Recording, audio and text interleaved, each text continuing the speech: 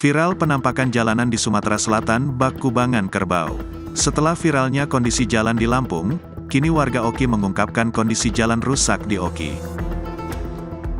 Viral sebuah video menunjukkan kondisi jalan di Kabupaten Ogan Komering Ilir, Sumatera Selatan, Sumsel, yang rusak parah.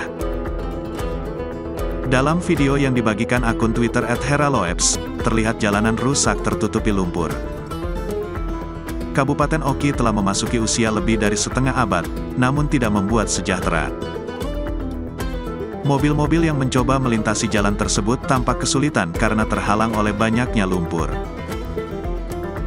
Jalan Oki ini menghubungkan antara Kecamatan Pedamaran Timur dan Kecamatan Cengal dengan panjang kurang lebih 30 km. Berdasarkan penuturan warga sekitar, mereka berharap banyak sejak beberapa tahun belakangan untuk pembangunan jalan ini. Saat sedang kering jarak tempuh para pengguna jalan sekitar 3 jam. Akan tetapi saat musim hujan akan lebih lama ditambah resiko kerusakan mobil akibat terendam kubangan lumpur. Warganet yang menyaksikan video ini pun langsung menyerbu kolom komentar, untuk memberikan berbagai komentar. Hingga kini komentar masih terus berdatangan, dan video ini telah mendapatkan 6.000 lebih retweet dan sudah lebih dari 500.000 kali ditonton.